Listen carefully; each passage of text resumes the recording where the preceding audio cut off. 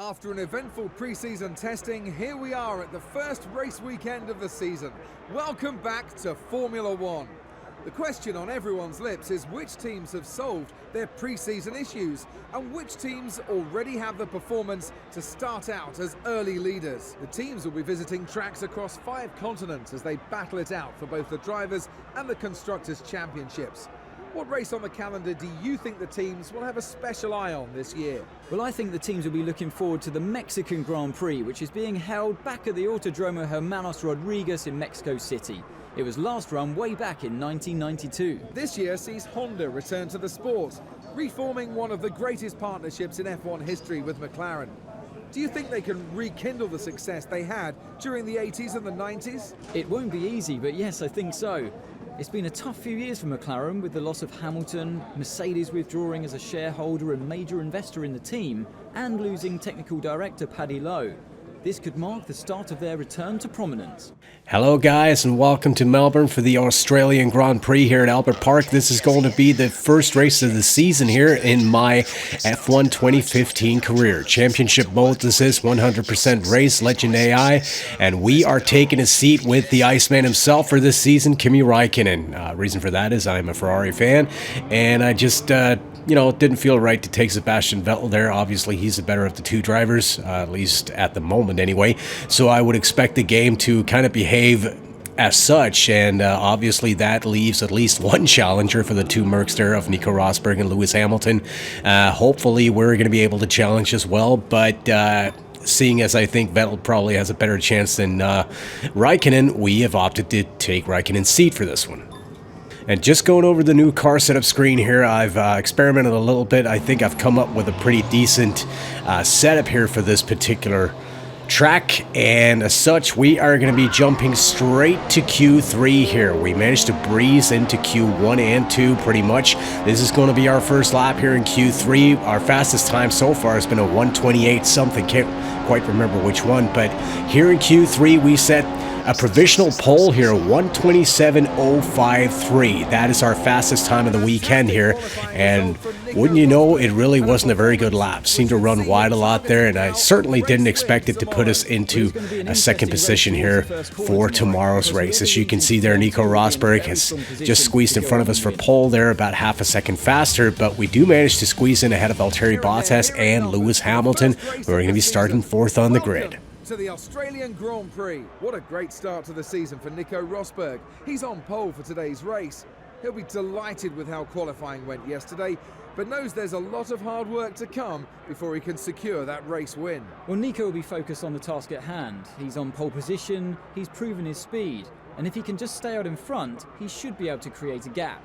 So I think he's got a good chance of victory today, as long as he has no car issues along the way. It was a disappointing day for Fernando Alonso yesterday. He's starting further down the grid than he would have liked, but he'll still be hoping for a strong result today. Well, Fernando is a great starter, and he'll be looking to make up a few places on that first lap to try and get himself back into a position that he's more familiar with.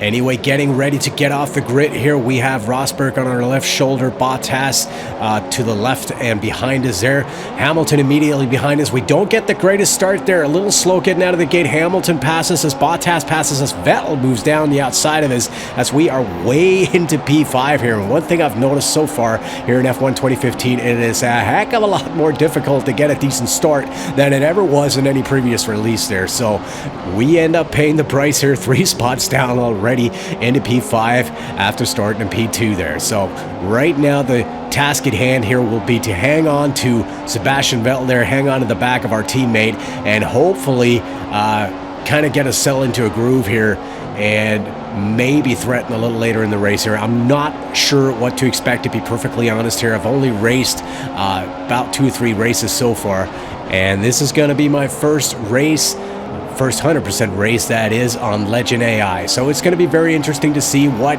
is going to happen in terms of pit stop strategies. Are there going to be different strategies for different teams? What's going to happen there? Usually in F1 2014, it was pretty much the same.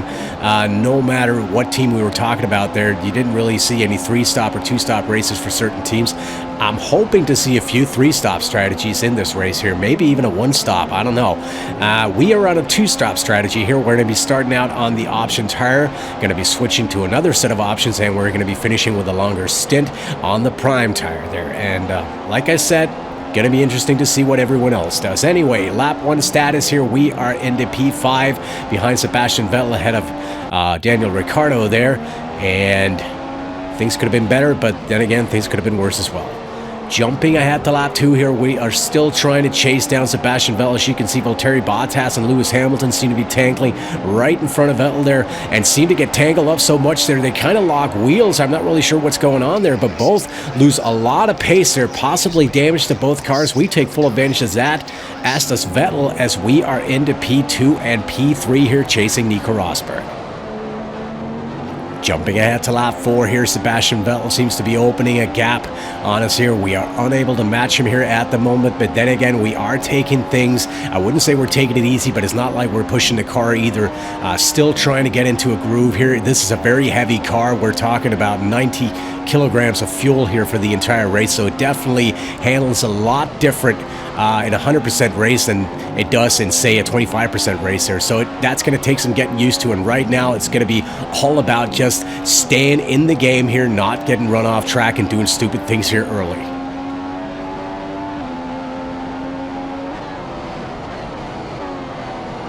Skipping right ahead to lap 6 here, we have Lewis Hamilton starting to put us under pressure from behind here, so apparently no damage to him or Valtteri Bottas. There's a Williams car right behind him there as he tries to put us under pressure coming into the left-right-hander here.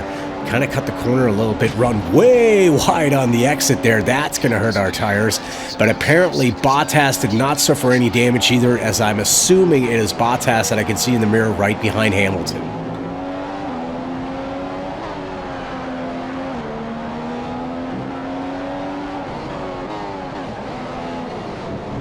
Coming out on the main straight here, it appears that Sebastian Vettel is in the pit lane right now, in to make his first stop. I can only assume that he is on a 3-stop strategy, unless he suffered some sort of damage that we do not know about at this moment here. But all we know is Sebastian Vettel in the pits here on lap 7, very early pit stop. We are into P2, chasing Nico Rosberg, being chased by Lewis Hamilton.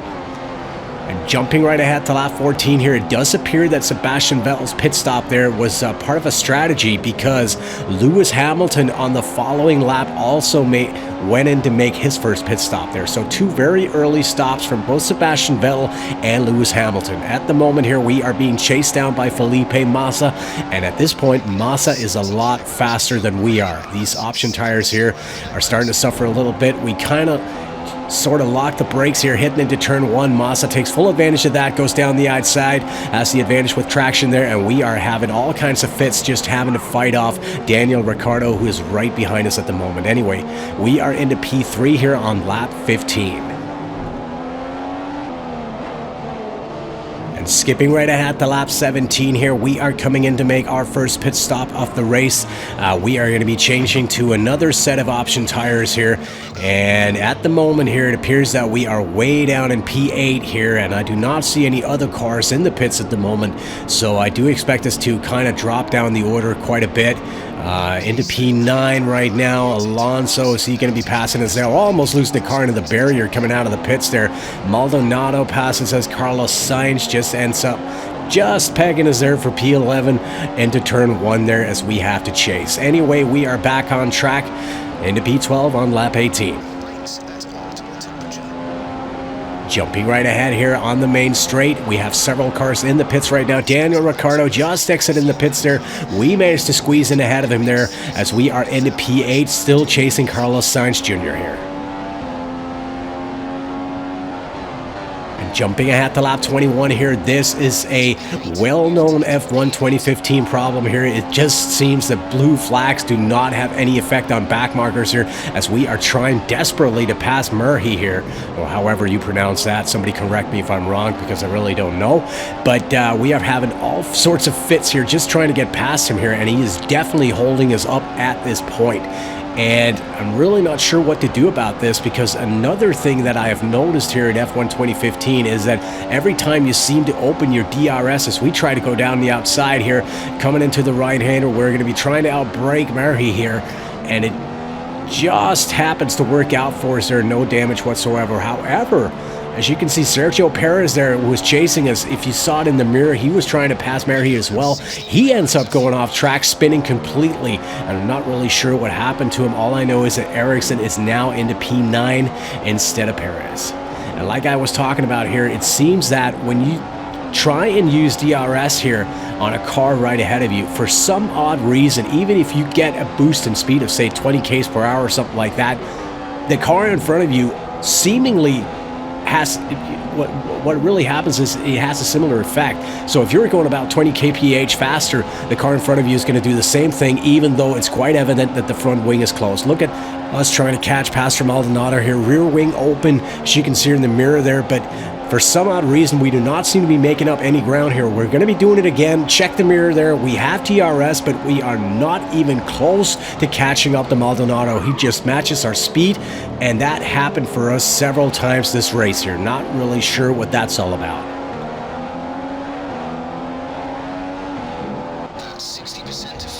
Jumping a little further ahead here, as DRS seemingly has no effect here on this track here. We're going to figure out a different way here to pass Pastor Maldonado, because he is definitely holding us up right now. Trying to look down the inside there. There's no room to make that move stick, so we have to back out of that.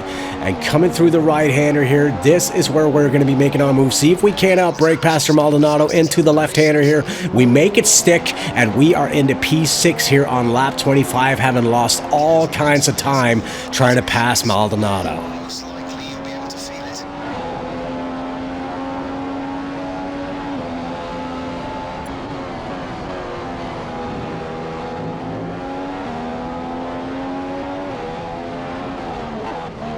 Jumping ahead to lap 30 here out of 58.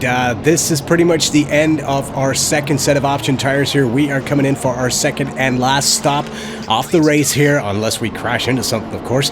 But we are going to be changing for the prime tire here, and are going to be finishing out with a 28 lap stint here. And I certainly hope the primes are up for this, because one thing I have noticed so far in this game is that the prime tire is a heck of a lot slower than the option tire here. So we're going to be seeing where this takes us here. Rejoining the track in P12 behind Valtteri Bottas, who is in P11, and that is way down for a Williams car.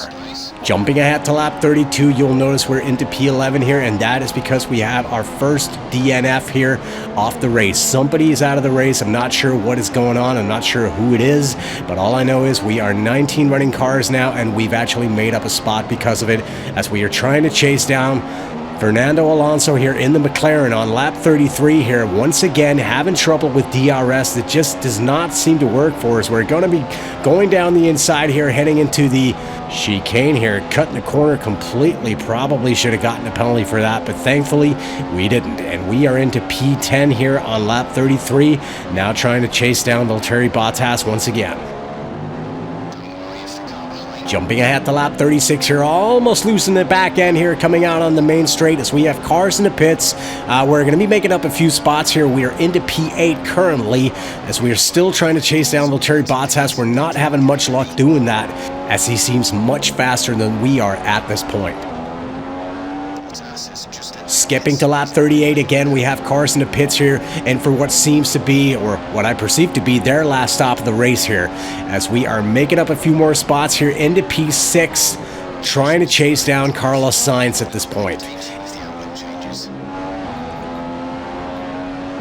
And I have to say that even though we are out on the prime tire here, obviously not as quick as the option tire, but still the car is handling nicely. We're not having trouble with understeering, but obviously we are taking things a little easier than what we would have done on the option tire. Jumping ahead to lap 42 here, again a car having trouble with a back marker. Will Stevens completely getting in the way here of Carlos Sainz. Both cars pretty much come to a standstill. We take full advantage of that as we are into P5 here, trying to chase down the number 4 spot, Felipe Massa. Jumping ahead to lap 43 here, take a look at the number 4 spot there, Felipe Massa. It changes to Sebastian Vettel, and a couple of hundred yards down the road, we move into P4 as we are down to 18 running cars. So somehow, I'm not sure what happened there, but Sebastian Vettel on lap 43 of the Australian Grand Prix is out of the race.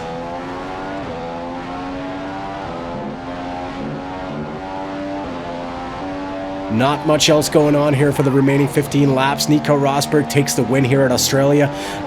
Lewis Hamilton currently in P3. We are going to be coming home in a pretty comfortable P4 here, and I'm not really sure who's running second at the moment. I would assume that it is either Felipe Massa or Valtteri Bottas, but I'm not really sure where both cars are at this particular point in the race. But obviously Sebastian Vettel is out of the race, and given the fact that Nico Rosberg wins the race, I would assume that one of the Williams cars are in P2.